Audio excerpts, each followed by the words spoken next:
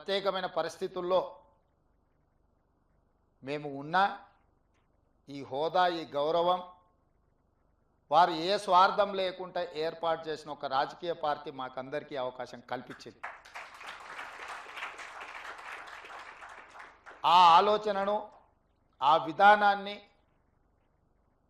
ఆ సంస్థలో పేదలకు సేవ చేయాలన్న ఆలోచనను అలవర్చుకున్న మేము తప్పకుండా ఇట్లాంటి కార్యక్రమాలకు అండదండగా నిలబడడం జరుగుతుంది భవిష్యత్తులో కూడా. అదేవిధంగా ఈ వేదిక మీద నుంచి ఒక్క మాట చెప్పదలుచుకున్నాం.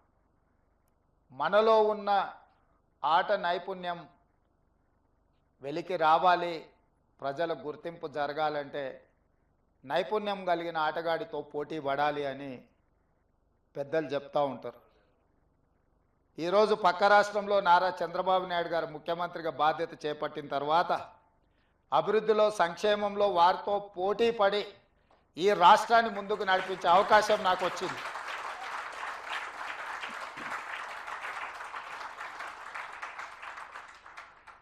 గతంలో 12 గంటలు పనిచేస్తే సరిపోతుంది, అంతకు మించి అవసరం లేదు అనుకునేవాడిని. కానీ ఇప్పుడు వారు 18 గంటలు పనిచేస్తే నేను 12 గంటలతో సరిపెడితే కుదరదు. కాబట్టి మా అధికారులకు మా సహచరులకు మనం కూడా 18 గంటలు పని చేయాల్సిందే. అభివృద్ధి విషయంలో సంక్షేమం విషయంలో పోటీపడి ఈ 2 తెలుగు రాష్ట్రాలు ప్రపంచానికే ఒక రోల్ మోడల్గా నిలబడాలి అని నేను భావిస్తున్నాను. ఆ దిశగా మా ఆలోచన మా విధానాలు మా నిర్ణయం ఉంటుంది. అందులో భాగంగానే తెలంగాణ రాష్ట్రంలో చాలా హాస్పిటల్స్, అంటే ఇది Hyderabad is the hub for hospitals, కానీ నా ఆలోచన హెల్త్ టూరిజం హబ్ను ఒకటి క్రియేట్ చేయాలని మా ప్రభుత్వం ఆలోచన చేస్తుంది. ప్రపంచంతోనే పోటీ పడే విధంగా ప్రపంచంలో ఉండే అన్ని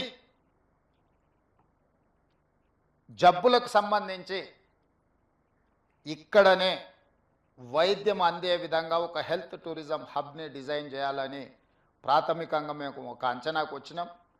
శంషాబాద్ ఇంటర్నేషనల్ ఎయిర్పోర్ట్ చుట్టుముట్టూత స్థలాన్ని సేకరించి ఒక 500 నుంచి 1000 ఎకరాలలో ప్రపంచంలో ఉండే రాణించిన ఈ రంగంలో పేరుగాంచిన సంస్థలను అన్నిటిని కూడా రప్పించి అక్కడ వాళ్ళకు అనుమతులు ఇచ్చి ప్రపంచ దేశాలలో నుంచి ఎవరైనా హైదరాబాద్కి వెళితే ఎలాంటి జబ్బుకైనా వైద్యం అందుతుంది అనే విధంగా తీర్చిదిద్దాలన్న ఆలోచన మా ప్రభుత్వం